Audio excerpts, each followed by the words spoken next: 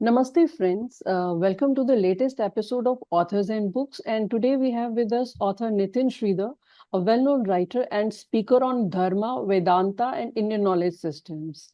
He has authored 7 books on Hindu philosophy and practice, and he's based in Mysuru. He regularly contributes articles and essays on issues ranging from politics and society to religion, culture, and philosophy to various media platforms.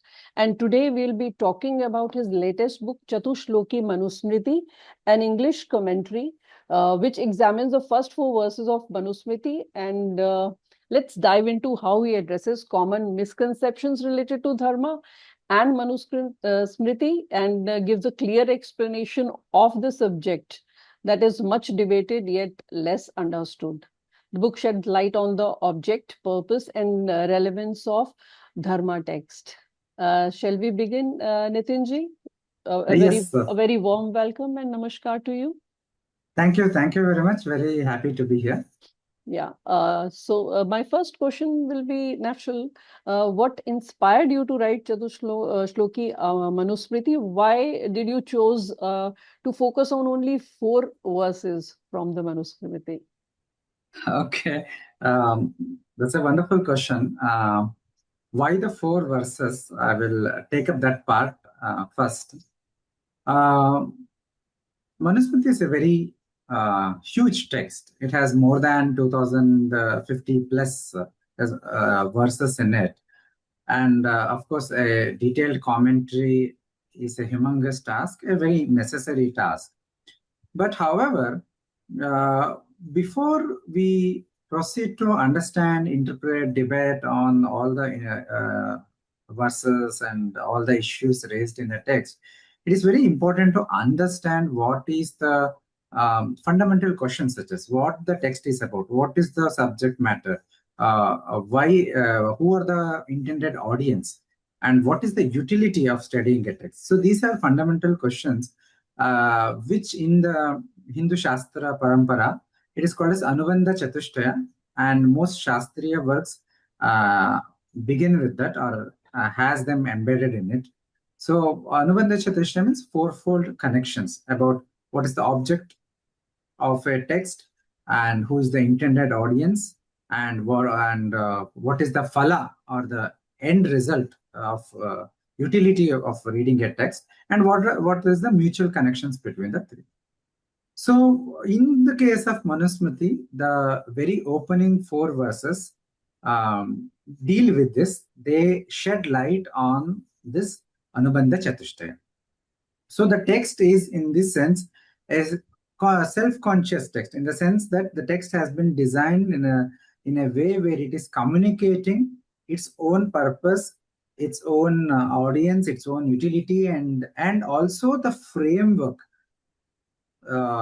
through which it has to be understood, the worldview in which it is rooted. So these are the ideas are very, very, very important. Unless we understand it and orient ourselves, anchor ourselves in these ideas, the rest of the text will not make sense, in the sense that we may read something either in translation or in original, and we, of course, all of us are colored by our own upbringing, our own current society that we are living, and the current ideas, contemporary ideas that are floating everywhere. We are colored by that. So when we read the text, if we are not anchoring ourselves in the worldview of the text, then you will not make sense of it. Often we end up distorting it, having a misinterpreted understanding, or sometimes, that is one of the reasons why Manusmriti has been very, very controversial.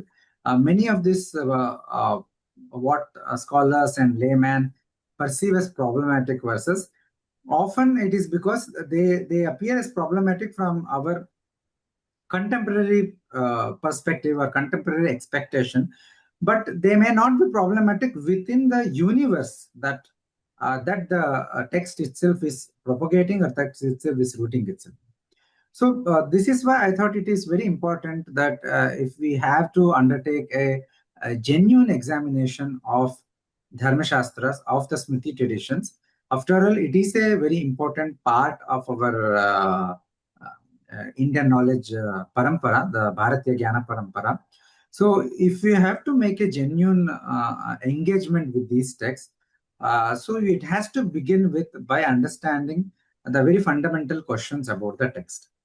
So, as per how my interest started in this whole genre is, I think perhaps until 15, 20 years back, I was not even aware of a genre of text called Smritis. So I think this is true for most people, except perhaps for Manusmriti, which is often gets into political controversies, especially by the detractors.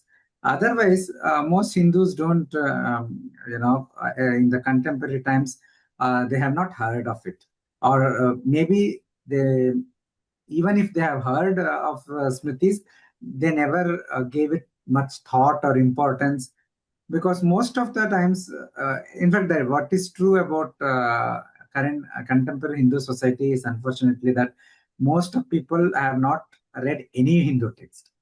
They have Right. heard of Gita, they might have heard of Ramayana, they might have heard of Mahabharata, but they might not have read it. They might, even if they have the book at it, they would have kept it somewhere and they would not have even opened it. So this is the fact, unfortunately. However, things are changing. There have been due to efforts of many organizations, many acharyas and all, uh, more more formal as well informal study of core texts such as Bhagavad Gita, etc., have picked up. Anyways, Smritis, as I said, is also a very important genre. And I think 15 years back, I might have come across the names and all, but I never gave any much thought to it. But around 10 years back, when I was researching on the topic of menstruation, which later, culminated in my book, Menstruation Across Cultures, a Historical Perspective. So when I was researching, and the backdrop of that also was the Shabarimala controversy about why women of reproductive age is not allowed in Allowed. the Shabarimala temple. So the narrative, the underlying narrative in the media and everywhere at that time was that it is the Hindu Dharma itself which is discriminative towards women, especially it looks down upon menstruation and has a very negative view towards periods and such things. So this kind of, I was curious that is it really true? Is it that our Sanatana Dharma has a very poor view of women and menstruation? Is it really a correct charge? Until that time, I had no view on these matters. So then I thought, let me just study this part. What does Hindu Dharma say? So obviously, one approach would have been, that which most academics take is you look into the sociological aspects, how people live, how people believe. But people are 100 people will believe in 100 things, but that cannot be used as a representative of a Hindu view. So Hindu view is not same as the views of the Hindus. The Hindu view has to be on a more sure footing, more solid basis. So that basis is, of course, our Jnana Parampara, our Shastra Parampara. So I then started researching on Hindu texts which speak about menstruation. And to my surprise, the most important texts which uh, uh, continuously dealt with this topic were the Smriti Shastras and the Dharma Shastras per se.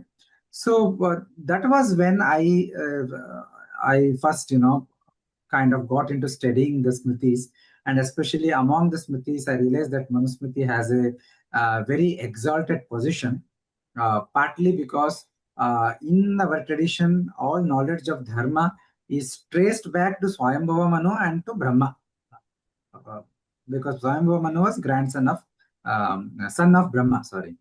So, uh, and even when the Veda itself says whatever Manu says is like a medicine.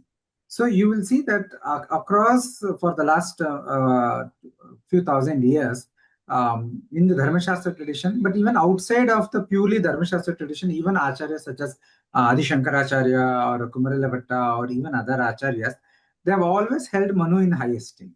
So this led me to study Manusmriti in a little bit more detail. And at the same time, I became more aware of the kind of controversies around Manusmriti, especially the kind of academic narratives, the negative, calling it a interpolation, calling it a text of a bundle of,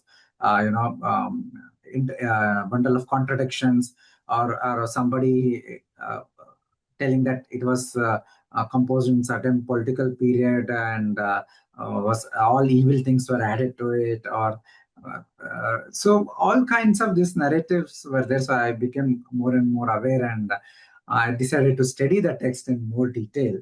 This eventually, culminated in this present book called Chatuh Shloki Manusmriti. And how old is like Manusmriti? You have talked about Bhrigu and you have talked about Shankaracharya. So how old is it and who has composed it? A very interesting question, and it does not have a straightforward answer, because when we speak about a text, especially in the Hindu context, so we have to ask ourselves whether we are speaking about the extant text that is available to us, how old is it, or is it the Shastra tradition that we are speaking about. So what I mean by this is, uh, contemporary scholars, Indologists, etc., they all believe that this, whatever is available to us today as Manusmriti, it was composed somewhere between 2nd century BCE and 2nd century CE, or some say between 2nd century CE and 4th century CE. And based on this assumption that it was composed during this Gupta period and all those things, based on the assumptions they make, based on this basis, they make a lot of narratives, lot of discourses that, oh, this portion must have been added for this political reason, that portion must have been that political reason, and this is interpolation, this is the original, and all these narratives comes based on the assumption, based on the dating of a speculative dating. That also, I mean, there is no way to date any of this in an absolute sense, right? It is only a relative dating, and that too of an extant text, right? Right. Now, but what does our own Shastriya Parampara says about its own genesis, right? Its own origination. So if you see Manusmriti itself in the first chapter, it says how it begins. It begins in a story format. A group of sages approach Swayambhava Manu, who was sitting in meditation, and they ask him to teach Dharma. And Manu says, okay, Manu gives a very sankshipta, summarized version, and then says that my student Bhrigu will teach you, right?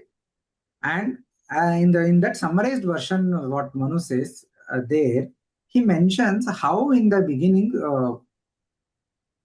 Brahma, Prajapati Brahma, he revealed the knowledge of Dharma to Manu. He taught Dharma to Manu, and then Manu taught it. He composed the text and taught it to 10 sages, including Bhrigu, Ushanas, Pulastya, Narada, and others. So it is very important. It does not matter when the extant text is composed, but the extant text itself is telling something about the genesis. What is the information it is saying? It is saying that, look, the tradition, the transmission, the text that is currently there, it is a Bhrigu Prokta. That is, it is in the recension of the Bhrigu. And it goes very, very old. Goes very back, because what it is saying, in the originally Manu taught the 10 sages, including Bhrigu, but now it is showing that the current text is a result of somebody else approaching Manu and then having this another cycle. So what this means is, this current text is the latest version or latest composition containing the teachings of Dharma that has been transmitted in the Bhrigu recension, which can be traced back to Bhrigu and further back to Swayambhuva Manu and to the divine origination in Prajapati Brahma. Right? So this means it is not possible to date the Shastra of the Manu. You can only date the extant text. And so if you consider the what the text itself is saying in a serious manner, then you will have to understand all these aspects. So the text, as I say, is self-conscious in the sense that it is expressing its own purpose, its own utility, as well as its own genesis. And we have other evidences also, all textual. From Narada Smriti in the beginning chapter, it clearly speaks about how this the Bhrigu recension is a very long recension, and there have been many teachers who have redacted. It says that originally the original Shastra of Manu had 100,000 verses. Right. And it was further redacted in stages and made shorter and shorter by different people. And finally, Sumati Bhargava created a text with 4,000 verses. And the current text has 2,650 plus verses. So this could be either a further reduction, or this could be the Sumati Bhargava's version, which might have lost 1,000 verses over a period of time. So whatever it is, this shows that Shastra is very, very old. Mahabharata also retains this memory that the Dharma Shastra, originally composed by Swayambhuva Manu, it was transmitted through multiple recensions. So one of the recension, as I mentioned, Narada was one of the original student of Manu and the original teachers of the Dharma tradition, whose independent recension eventually culminated in the extant text of Narada Smriti that we have. So all the Smriti Shastras, the texts that we have today, we have to understand them as the most historically recent version of the Shastra, which is itself very, very old. And almost eternal, you will say, because yes, at the beginning, they were composed at the beginning of the universe, or you will. Yes, from the Astika perspective, that is definitely a correct answer, because all knowledge culminates or originates in Bhagwan. Creation only, at the time of creation only. Exactly. So that is how our Shastriya perspective is, that when the manifestation of a universe, a new cycle begins, the Brahma meditates, the Hiranyagarbha or Brahma meditates, and he recalls all knowledge, all Shastras as it was in the previous cycle. So he recalls the entirety of Veda. And then he creates the new universe as per that knowledge, and then reveals that knowledge of different Shastras through different methods at different points. So this is the traditional view. I mean, for a contemporary audience who are trained to think in a certain way, this answer may not be appealing. But nevertheless, there's more truth in the traditional perspective than in the Indological speculations. Okay. Because all the contemporary speculation often discards certain key elements, key ideas, as that I mentioned in the first chapter of Manusmriti itself, which shows, it records the memory, it records its own genesis, the knowledge that was retained in the school of transmission in the Bhrigu recension, right? So that is the answer to how old is it. But that also answers the question of authorship. Right. So it does not matter who authored the extant text, right? Because it could be Sumati Bhargava, it could be somebody else, it could be a small committee of people, but it is in the school of the Bhrigu recension. Somebody created the extant text, but they did not simply create it out of their own, whims and fancies. So this is not something, some of the Indologists say that there were a lot of floating verses and they took something from here, something from there, and created a patchwork. So Right. Wendy Doniger uses this word patchwork. So it is not like that. There was a well-defined, well-transmitted Shastra Parampara, school of recensions. Many such recensions were there of Dharma, and that knowledge was then condensed into and new text was created for further, for the making it accessible to further generations. Right. You are talking about dharma, and you have explained it in your book very beautifully. You have explained it. I want to know why practicing dharma is essential, and why is it considered one of the goals of life in Hinduism? We know that it is different from religion, but though we equate it with religion, but dharma is entirely different. It's the basic nature, and there are many definitions attached to dharma which does not justify it equating with religion. So why in a Hindu context, why practicing dharma is essential?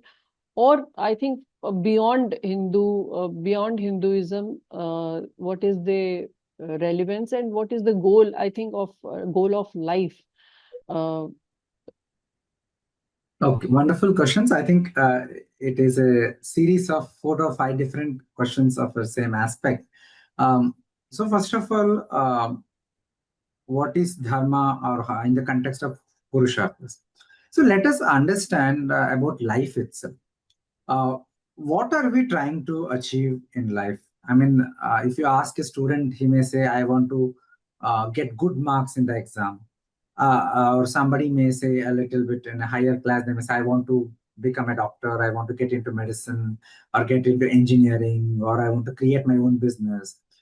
Or somebody may say, I want to have a good married life, I want to have a happy and a peaceful life, I want to enjoy in life, I want to have the car, a lot of money. So there are many such answers you will get, that if you, what do you desire, if you ask that. But is there a way to um, group them in certain buckets to based on some commonalities to have better sense? So the Shastrakara say the answer is yes. All desires, all human desires, or whatever you want, it could be shallow desire, it could be deep desire, it could be something which is easily available. Like if some, small children or even others, even we like, all of us like ice creams, right? That is a desire to ice cream. It is very easily fulfillable, right? Now we also have, Blinkit and Swiggy and everything, get ice creams easily. But there are certain desires that we may never fulfill in our life, right? So somebody who is at the very bottom of the economic activity may never rise to the very top. With great effort, he or she may improve the his own condition, but may never rise to the very top. Some may rise, some may not rise. So these are the different desires. We have some difficult, some easy, and all. But you can nevertheless distribute or put into them different buckets. For example, one is the pursuit of prosperity, wealth. That is called artha. So it could be not just monetary wealth, but also financial security, prosperity. All this comes under. It could be simple roti kapda makan kind of thing to pursuing for a very luxurious life with billions of rupees in your account or something. And then there is pleasure, pursuit of worldly pleasure, like eating ice cream to watching a movie to all kinds of pleasures of life, drinking wine, having sexual pleasure. Everything comes under this. This is called as kama purushartha, artha purushartha, kama purushartha. And then we all know that India especially is a deeply spiritual society. It is deeply adhyatma-oriented society. So adhyatma, or what is called as moksha, is the highest goal of life as far as our Indian civilization ethos are concerned. So that is moksha, murushartha, pursuit of uh, freedom from this karmic Liberation. cycle. Yes, Mhm. liberation. Freedom from this karmic cycle of birth, death, etc. And attaining permanent happiness. So these are the three purusharthas. And then we have dharma purushartha.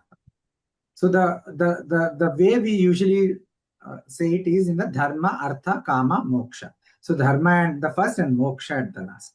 Moksha at the last is very obvious because it's the highest goal, and we may not achieve in this life.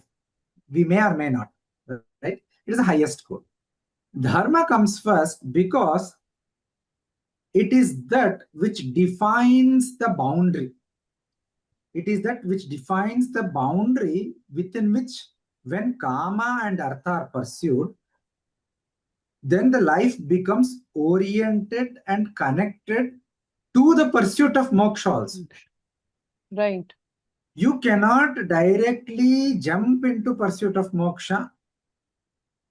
I mean, somebody may say, no, if you are a deeply dispassionate person, if you are a vairagi, you can do it. True, but even they have to be in the boundaries of dharma. There is dharma there also. So, but for normally for the 99% of the people, we cannot jump to moksha directly because we are all afflicted with all kinds of passions and everything. So, dharma purushartha is that which defines the boundary and which is capable of giving us happiness in this life, swarga in the next life, better janma later. Our next janma is better, more enjoyable, more pleasurable, and also makes us slowly move towards moksha by giving us chitta shuddhi, that is purification of the mind. So dharma is the connecting principle, the most important principle, hence it comes the first. So then what is dharma? Dharma, the very word means that which upholds, that which sustains. Mhm. How does it sustain an individual? There is another definition called Abhyudaya Nishreyasa Siddhi. It it facilitates the accomplishment of or attainment of Abhyudaya and Nishreyasa. Abhyudaya means all forms of material accomplishment, material happiness. So it comes as what is called a sukha, happiness in life. That is the happiness that we find through the pursuit of artha and kama are also possible because there was dharma, the karmic merit, dharma in the form of karmic merit, uh, having a role in the background. So similarly, it gives us swarga, etc., that I already mentioned. So that is abhyudaya, nishreyasa is moksha. So dharma is most important in life because dharma is, if we say that artha is pursuit of prosperity and kama is pursuit of pleasure and moksha is pursuit of spiritual liberation, then dharma is pursuit of happiness, well-being, and overall fulfillment of life. So without dharma is like a train uh, where you get on board to reach moksha. At the same time, also fulfill your artha and kama within that boundary, as I said. So without getting on the train of dharma, you may find pleasure, but you will never find sukha, happiness. You will never find contentment. So all this comes from dharma. And you will not be able to attain you will not be able to attain swarga, heaven, after the death of the body. You will not get better janma in your next life. You will not able to pursue moksha. So dharma is that is how dharma upholds us, sustains us, gives us well-being. So therefore should be clear. Therefore, just because we are living in 21st century, or I think we are in 21st century, right? So just because we are living in 21st century, it does not mean that we don't want happiness now. Is it? All of us want happiness. Even when we want to eat ice cream, the actually what we want is to experience that happiness that ice cream can give us. Right. Right? So for happiness, then dharma is inevitable. All of us want to lead a conflictless, complexity-less life. Nobody will want to, willingly embrace, this voluntarily take up sorrow. But we all want happiness. So you cannot do that without dharma, because dharma is that which gives you well-being. And dharma, the term dharma also is specifically a reference to our human actions. That is why the word pursuit of human actions. So the Shastras tell us, the Shastras designate certain bucket of actions as dharma. That means it is capable of giving us that happiness, well-being, etc. And the other bucket of action is adharma, the opposite, because it is capable, if you pursue it, if you practice it, it will give us sorrow. It will give us suffering. It will give us more bondage. So dharma is very relevant today as it was in the past. So regarding dharma versus religion, I think it is very important to understand, yes, dharma is much, much more than religion.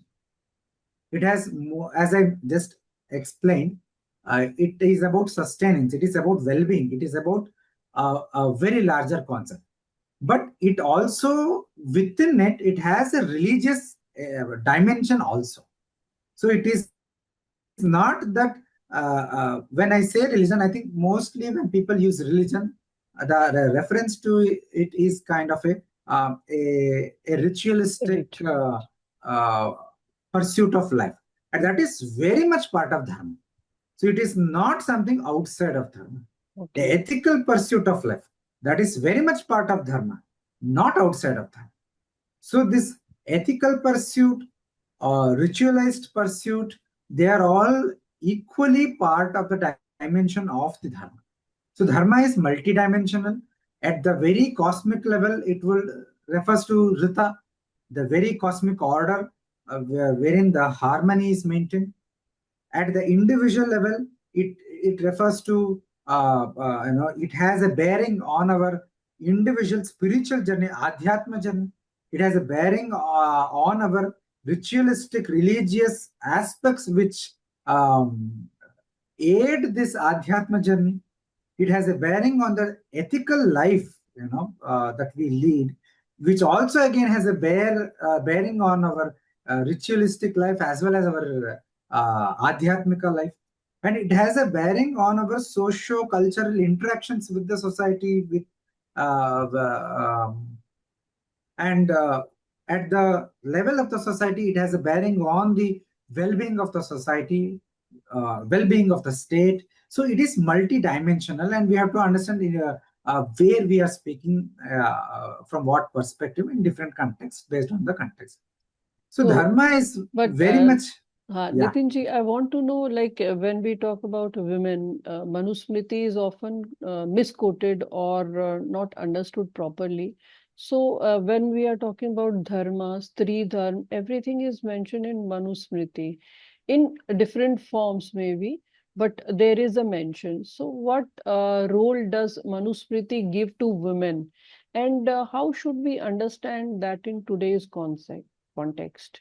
Because it is often in Hinduism often is criticized for being patriarchal, and there are many adjectives, negative adjectives added to it, especially in relation to Manusmriti. What do you think? What role does what dharma does women have? Okay, wonderful question.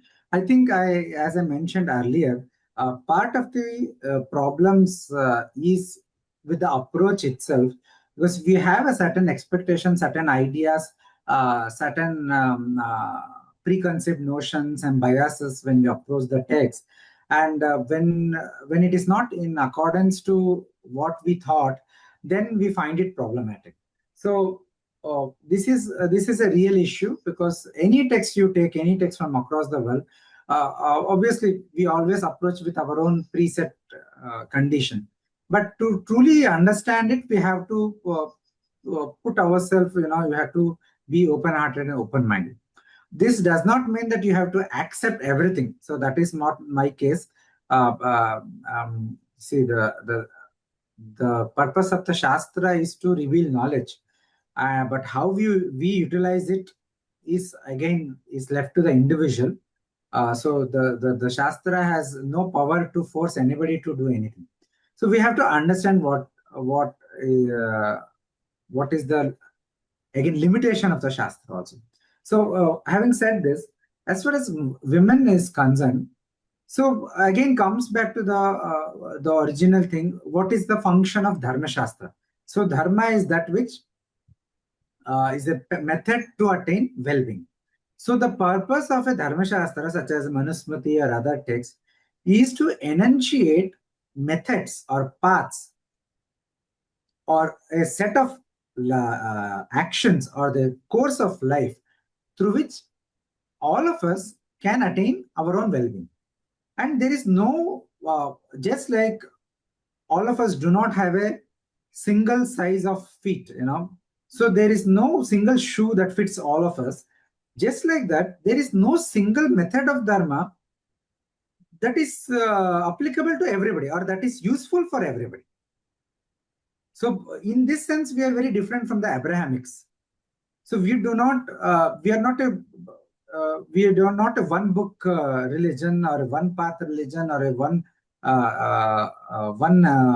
dimensional religion.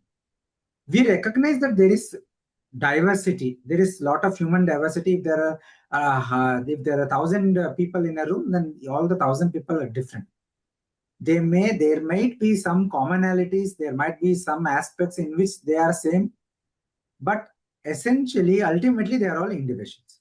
So having this idea as the very core of understanding, these Dharma Shastras prescribe very different kinds of different methods based on for people with different capabilities, different temperaments, and different ritual capacities. So that is what this. So we have to understand the Dharma Shastra speaks about lot of dharmas for men also. It speaks about lot of dharma for women also. But does not mean that the dharma for men and dharma for women has to be same. It would have been same only when there was no difference. It is catering to the fact that there is a difference. The man is not a woman and a woman is not a man. A mother is not a father, father is not a mother. Husband is not a wife and wife is not a husband. And it is not just, there is of course the fact of biology which is obvious, but there is much more to even temperamentally, psychologically, or approach to life. There is a lot of difference. So with all this in mind, the Dharma Shastras give different methods. For women, a certain method is given for their spiritual upliftment, for their dharmic path. For men, a different path is given. But there are also paths wherein the men and women get together, such as the institution of marriage, which is called Grihastha Ashrama. The ashrama, the station of Grihastha, of householder. It is where the husband and wife come together, a man and woman come together to pursue Dharma, Artha, Kama, Moksha together. So the key here is not equality. The key here is togetherness. Saha Dharma, Saha Kama. Because when you bring this whole category called equality, it is a very contemporary category that messes up your understanding of the Shastriya worldview. Because Shastriya worldview is not working on this conceptual category called equality. Dharma Shastra is working on the conceptual category called Dharma. That is, which gives one, which is a means to attain Sukha, Swarga, Chitta Shuddhi, Moksha.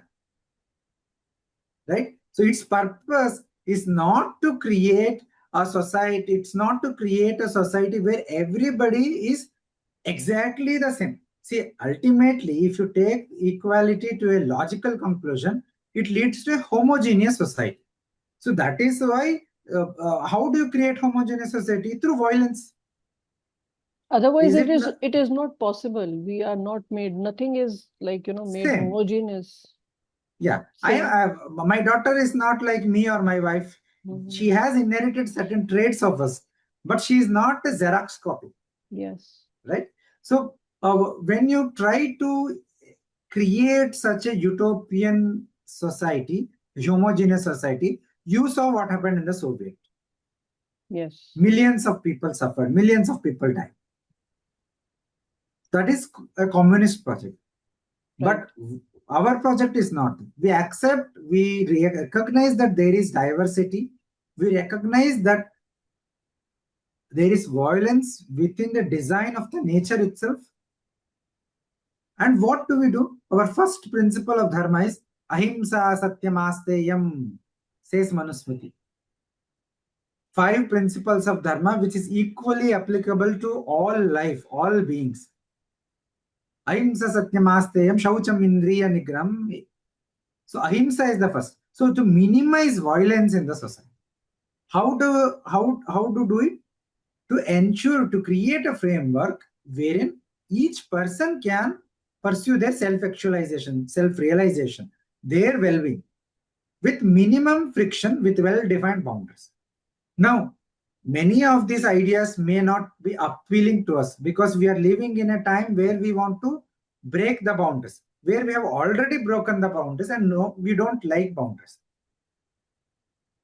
It has its own, okay, it is correct that such going beyond boundaries has its perks, it has its benefits, but it also has its side effects. It has made our lives very chaotic, it has made our society very chaotic, it has made so much crimes rising, everybody cheating everybody else. So this is what we see in our newspapers every other day.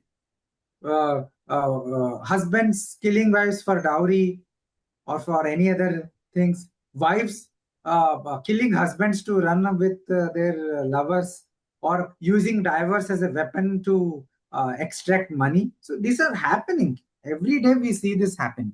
So this is the breakdown of boundaries, it is a breakdown of notion of dharma, notion of duty, notion of responsibility, which is another dimension of dharma. So we have to understand that, coming back to the original question about women, so we have to let me take that very famous example which has created controversy. That is, the Manusmriti says, "Nastri swatantra marhati." Women do not deserve independence. This is the translation. So I understand that when we read this, especially in the translation today, it is obvious that we feel that, oh no, what is this nonsense? How cruel it is to women, how oppressive it is to them. Because immediately when we read it, we relate to our contemporary perception of what independence is. What is our idea of independence today? It is that we have to be financially autonomous, that we have to have freedom to do whatever we want in life. And today it has been taken to a ridiculous extreme. Like in America, but also in India, there is a great movement to argue that I should have the right to kill babies. That is what abortion is. It is actually essentially killing of a fetus. So my choice, my body, my choice. What is that choice they are arguing for? It is the abortion. It is a killing of a baby. So that is what this freedom and everything is taken to the extreme. But even holistically speaking, today when we speak about independence, what we have in mind is pursuit of our desires and artha and kama, basically, right? We must not have some form of artificial external restrictions that prevents our well-being. So the idea is today we connect independence with the idea of my happiness, my well-being. Now, whether there is merit in this or whether there is a side effect in this, that is a very different debate, because we can even see today, in the name of pursuit of freedom to do what I want, many people are doing things that are harmful to them itself, that are harmful to their, for example, their family, their immediate society, or most importantly, they're harmful to themselves. Because somebody who takes drugs is also doing in pursuit of certain pleasure. But is not drugs harmful to oneself? It is. So this is a question that now the pursuit of freedom has become a pursuit of recklessly pursuing desires without care for consequences. Anyways, that is a different debate. So idea of independence is this, that in the Arthakama scenario, nobody should stop me from gaining my own happiness, finding my own happiness. Whether we are finding it or not is a very different debate. But what is the context in the Manusmriti when it says Nastri Swatandram Marhati? The first line says Pita tu Rakshati Kaumari. The father should protect the girl child when she is very young. Right. After marriage, the husband should protect her. When the lady is old, the son should protect. Is it really then the Rakshati comes in the first line, Na Swatantram in the second line. All the traditional commentators are clear here. Aswatantra, or not having independence, refers to the fact that women should never be left in a state of despair. Not she should always be protected. She should never be left in a state of suffering, despair, wherein people not taken care of, actually. Yeah, not taken care of. All these are different dimensions of that. Today, when children are leaving their aged parents, throwing them out into old age homes or somewhere, and not even visiting them, can we support that? Most of the sane people will not support. So what is this? The verse says that when the mother is old, the son should take care of her. That is what this Nastri Swatandra Maharati is, that she should never be allowed to fend for herself, that she should never be put into danger, put into suffering. And don't we all intuitively recognize that it is a job of a parent, responsibility of a parent to take care of children? Is it really nowadays, I think there are even cases somewhere that the children filing a case on their parents that they did not take my permission to give birth to me. So yes, we are living such times, right? That is ridiculous. So we have to understand that we have to understand what the text is saying. So there the context of Swatantra is completely different. There the context of Swatantra is the women herself should not put herself in a situation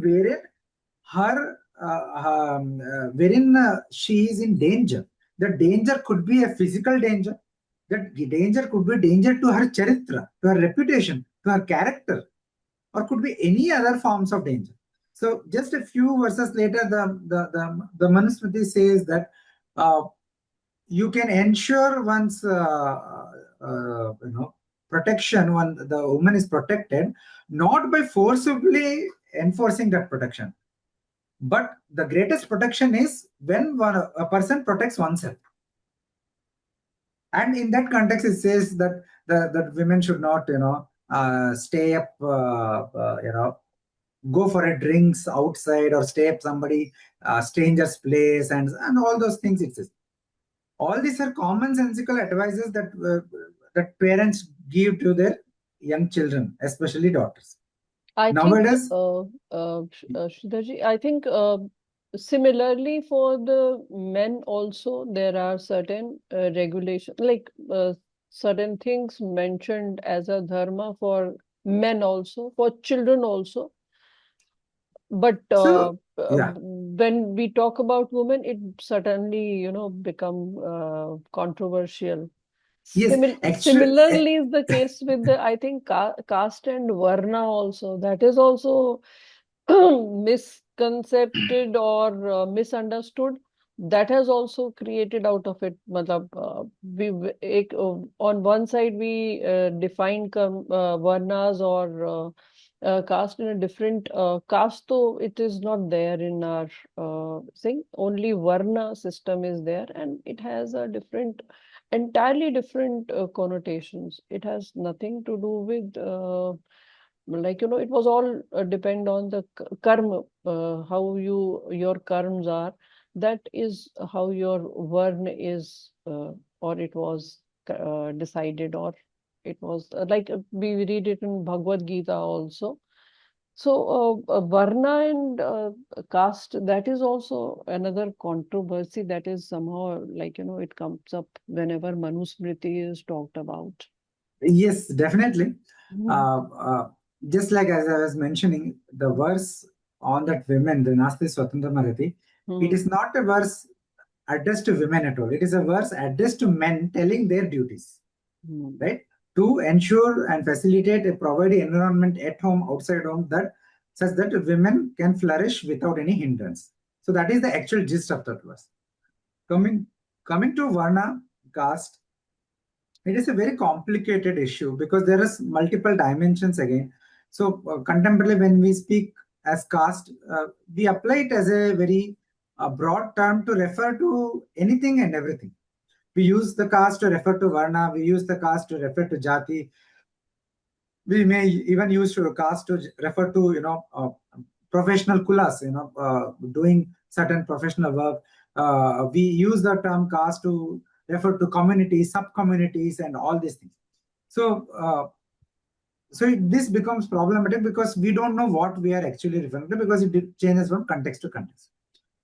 Now, even if you take Sanskrit terms or indigenous phrases, say such as a kula or a jati or a varna, there also, of course, there is a little bit different dimensional understanding, multidimensional understanding based on the context. For example, when it comes to Dharma Shastra, even the term jati is essentially or mostly, it is used in a particular sense in which the varna is used. But on the ground, when we use jati, the term is more sociological. That is, it is more about a grouping in the society, this group, that group, whatever be the criteria of that group. We use the term as jati, as a sociological category. But in the Shastra, when we, in the Manusmriti or any other text, Mahabharata or any other text, there the purpose of this Varna, see, the idea is not, there is no concept called Varna system. There is only Varna Dharma and Ashrama Dharma. So Varna is one of the principles of Dharma, or principles on which a discourse of Dharma or instruction of Dharma is given. Like, we have to understand there are two types of Dharma teachings in the Dharma Shastra. One is Samanya Dharma, which is universally applicable to everybody. And then there is tailor-made, Vishesha Dharma, tailor-made for different group of people based on their own considerations. So based on time, there is certain Dharma. There's certain Dharma that is to be done only in a certain period of time. There are location based dharma, so certain geographies practice certain things which are unique to them. So similarly, we have varna dharma, ashrama dharma. So ashrama is about station in life. What is true for a householder is not true for a sannyasi, right? Similarly, there is varna dharma. So now, what is this varna? Now, there have been a lot of speculations of it is this, whether is it by birth, whether is it by guna, whether it is by karma. Hmm. Is it a psychological? It is a reference to psychological traits, or is it a reference to the professions that one indulges in, or is there a deeper meaning, or is it simply by birth? That is, it is simply a genetically, simply you say that uh, this person is children of this father and this mother, so he is simply this is a descriptor of that aspect. So this has given rise to a lot of controversies. But the fact is, Varna has element of all the three, the Janma, Guna, Karma. But it is actually a reference to a fourth entity, a very different thing. It is a reference to uh, a ritual. It's a ritual designation. Its purpose is to indicate the right ritualistic path through which an individual can pursue moksha. So the purpose of this very term Varna, or the designation of Brahmana, Kshatriya, Vaishya, Shudra, whatever it is a ritualistic designation in the sense that it tells something about what kind of dharmic method is suitable to a person. And what is the basis of determination of this different kind of methods? The Upanishads, the Brihadaranyaka Upanishads, even the Aranyakas, the Brahmanas, they speak about the presence or absence of a particular kind of divine essence in an individual, which determines the kind of ritualistic method which is suited for that individual. Right?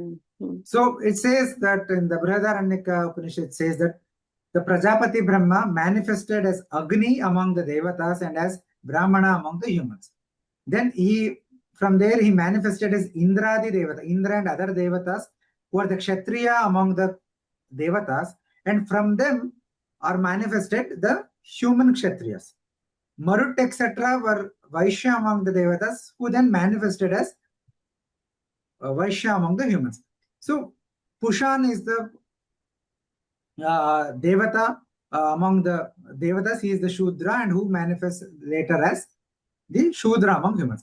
So what is it actually saying is, these Devatas are called as Adi Devatas. They are the presiding deity of this category called Brahmana, Kshatriya, etc. Okay. That means that when their essence, the essence of divine essence, these are my words to trying to capture what the Shastra is telling. When the divine essence or the deity in its essential form, in certain form, it is present inside an individual, then in accordance to that nature of that deity, a certain ritualistic method is given to you as the most suitable method for your well-being. So that is what this Brahmana Dharma, Kshatriya Dharma, Vaishya Dharma, Shudra Dharma is all. It is not about your social standing. It is not about your financial standing. It is not about your political power, your demographic power. By birth also not. No. Let me complete. It is not about all these things. Where does then birth, the janma, the guna, karma come into place? The question is, how does an individual attain this ritual state, attain this divine essence? That is the question. Because not everybody has this ritual state, and not everybody has the same ritual state. Right? Even absence of this divine essence is also a kind of a ritual state in itself. Because then there are different methods of dharma, different ritualistic methods that are suitable. So the Shastras say, based on the kind of karmas you performed in the last janma, previous janma, based on whether you lead a dharmika life or adharmika life, whether you fulfilled your swadharma or not, you will get your birth in this life is determined based on your work in the last life. So the kind of parents you get, the kind of ritual state you get, all of them is determined by the previous karma. That is the karma element. And how does one get this ritual state, the divine essence? It is through parents. When the parents is a Brahmana, mother is a Brahmana, father is a Brahmana, or mother is a Kshatriya, father is a Kshatriya, based on that, the child also inherits from the time of conception itself a particular kind of ritual state. And this is not it is not a genetic transfer. Okay. In the sense, I'm not referring to genes DNA. and DNA. This is a spiritual DNA, you can say, for the lack of better word. The Shastra is not speaking about genetic DNA, but it is akin to genetic inheritance, akin, like that is a ritualistic inheritance. That from father and mother. So the karma of the previous life determined to which parents you will be born. And from that parents, then you will inherit the ritual state, which is which is in alignment with your own spiritual journey. Therefore, then based on that and based on your own samskaras and vasanas in the past life, again a result of past karmas, you will also get corresponding guna, etc. in this life. And then based on this, the Shastras tell you, based on your ritual state, these are the Vishesha Dharma, which are your Swadharma. That is most suitable path to you. That becomes Swadharma of this life, your karma for this life, which in turn will determine your next life. You see, this is a cycle. Right, right. So when it is said Janma is a determining factor, it is not the Janma itself, it is this presence or absence of this divine essence.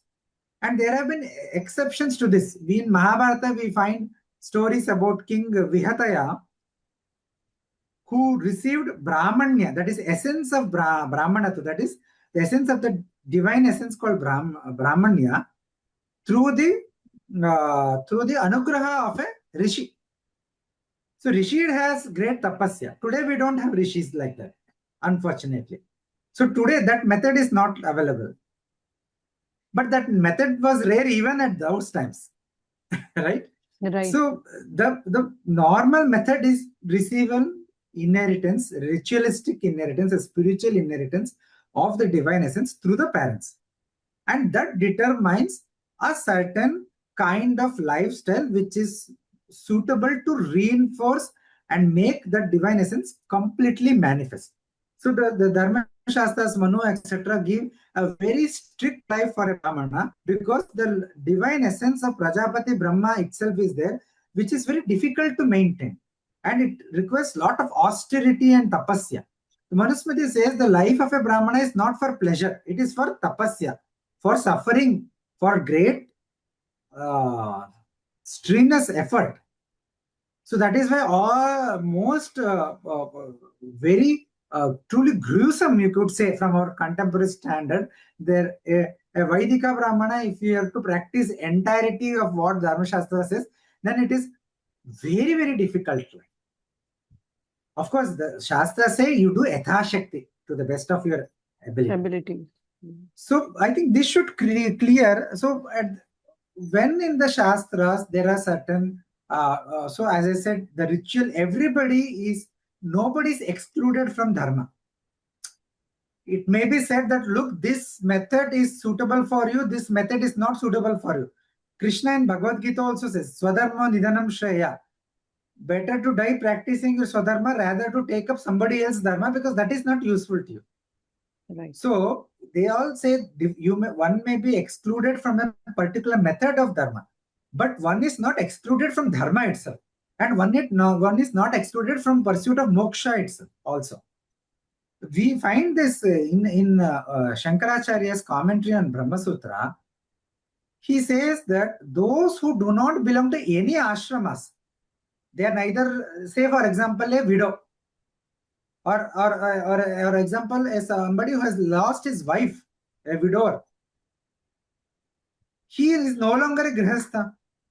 He cannot even take sannyasi. He has a lot of desires. So he's not even a sannyasi. So he's neither here nor there. Similarly, there are, for example, Stri Dharma is defined primarily in the context of a married life. So those who are outside, that is those who are not married or who are divorced or who are ganikas, the prostitutes and such people who are not in the institute of marriage, all of them, there is a question there whether anybody who is not fit into his definitions of 4 ashramas, can they pursue moksha? For pursuing moksha, you need a dharmic path, right?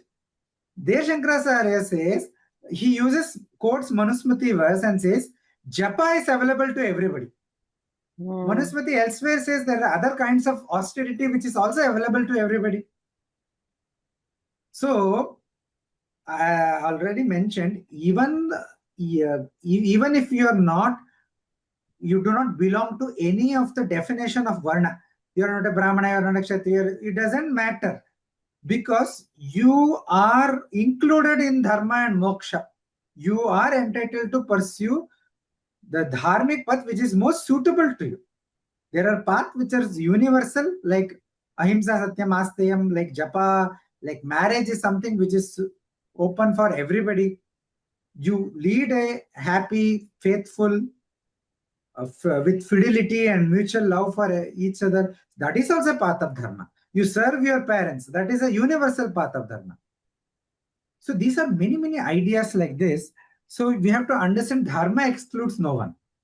One may be excluded or one may be advised to not to pursue a particular path of dharma, that method, because that is not useful to one. That will not give the result. That is the only idea for our acharyas, that you will not get result from a particular path. So there may be certain problematic areas in the Smritis. I'm not denying it, because from contemporary perspective, we may perceive certain parts of problematic, certain parts of impractical, and all those things. Fine, but you should not cut the head for a headache. You should first understand the Dharma Shastras correctly on their own basis, and then you see how those teachings can be contextualized to address contemporary issues, because they have a lot of things, they have a lot of eternal teachings that are very, very relevant, because by definition they are eternal. That is what my next question is, because I saw your bio, and you also work as director and chief curator of Indica Center for Moksha Studies. It's dedicated to create and curate content on Hindu philosophy with a special focus on Vedanta. And you teach courses on Indian knowledge systems. So, what values or insights from Manusmriti do you feel are still, are still, I will not say, I'll say relevant for young Bhartiyas today? Uh, Wonderful questions. There are hundreds of insights from Manusmriti that are very much relevant today in our daily life, that can be very much relevant in how we, our etiquettes, how we eat food, how we interact with others, how we treat our parents, how we treat our spouses, how we treat our children, how we treat our how we interact with others outside of the family. There are a lot of insights on those things. There are insights about, for example, Rajadharma. How should a state be? How should all the leaders, the leadership, we have all these leadership workshops and conferences today. There's a lot of insights on that also. What are the ideal features a Raja should develop? What are the ideal vision of a state? There are many insights on the Vyavara, that is legal jurisprudence. There is a perspective of karma, karma, phala. There is a lot of, even there is a, Manusmriti even deals with moksha also, though to a reduced focus. So there is a lot of insights. I could give you some examples. For example, I quoted earlier, ahimsa satyam asteyam shaucham indriya nigram. So these are such important principles of life, that they will always be relevant even when the Srishti comes to an end, when the humanities will come to an end. Because these are the very basic. Ahimsa means non-injury, practicing a way of life wherein which has minimum injury as possible, be it through words, be it through your thoughts or your actions. Satya is truthfulness. Asteya is not desiring for, not taking what does not belong to you, not stealing and such things. Shaucha is purity, external cleanliness, internal purity, purity of mind, purity of thought, purity of speech. Indriya Nigraha, control of your mind and the senses. So these are a very good example of that is teachings. Do you think all this can be brought, I mean, as you have written in the book, can contribute to Indian knowledge system? I Yes, think I mean, it is relevant, and it should be like many of the anomalies of society, present society, it can be, can be taken care of if it is introduced in the knowledge systems and in our What do you think? And do you plan to write more such focused commentaries in the future? Okay. Yes, I think, see, it is already, Dharma Shastra is already a part of Bharatiya Jnana Parampara, or IKS, Indian knowledge system.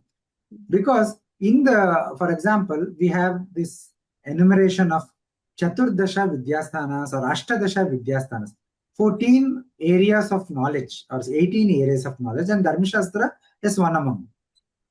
The issue is today we have to re-engage with these texts. For the last 200, 300 years, these texts have been much abused, much distorted, much there is a great negative view, and even post-independence also this has continued. Recently, I think in one of the textbooks it mentions Manusmriti. That name is mentioned as one of the recommended readings, further readings. It is not even mentioned in the main text, but there was a huge debate, huge protest, and all those things. So these are not needed. We need to engage with these texts with open mind and open hearts and understand them on their basis. Then you can uh, contextualize those teaching, take what is relevant to now to address contemporary situations, right? So that is the way forward. Because as I said, these shastras are shabda pramana, shastra pramana. They are valid sources of knowledge. How we utilize that knowledge is again left to us. So this is something I want to stress again and again. And regarding how it is, what is its position of Dharma Shastra within Bharatiya Jnana Parampara, or within its function or relevance in Hindu society? As I already mentioned, in the context of Purushartha, Dharma is a very important pursuit. So, in the textual knowledge framework, the Shruti or the Veda is at the highest level. It is the very core of our Hindu Dharma. And to interpret the Vedas comes the Vedangas, which are also called as Smritis. And then from the Vedas, there are twofold subject matter, twofold object that is dealt in the Veda. One is Dharma, the other is Moksha. The Upanishads and the Vedanta Parampara, the Darshanika Parampara, all deals with this Moksha aspect. The Dharma tradition, the Dharma Shastras, the Smritis, the Dharma Sutras, the Kalpa Sutras, the Grihya Sutras, and the Manu, Yagyavalkya and other Smritis, and later commentaries, the Nibandhas, all this elaborate upon the Dharma goal of life, the Dharma which is in the Veda. Therefore, it is very, very important. Then we have Artha Shastra, we have Kama Shastra also. So, Dharma is inevitable. We call ourselves Hindu Dharma, Sanatana Dharma, right? How can you, a Dharma is a Shastriya concept. How do we know what is Dharma? We know it from the Shastras. We know it from the Shruti, we know it from the Smritis and all. So we cannot say that we are a Sanatana Dharmi, but we do not accept Dharma Shastra.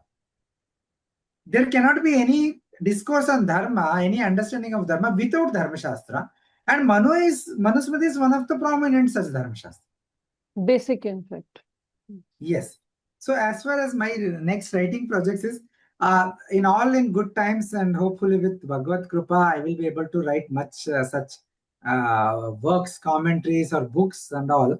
I don't know, I have any clear idea about what would be the nature of those works, but perhaps maybe in the future I may write something more on Manusmriti, or something more on the Upanishads or Dharma Shastra in general. Uh, I don't know what it would be, but I definitely plan to write more on Sanatana Dharma.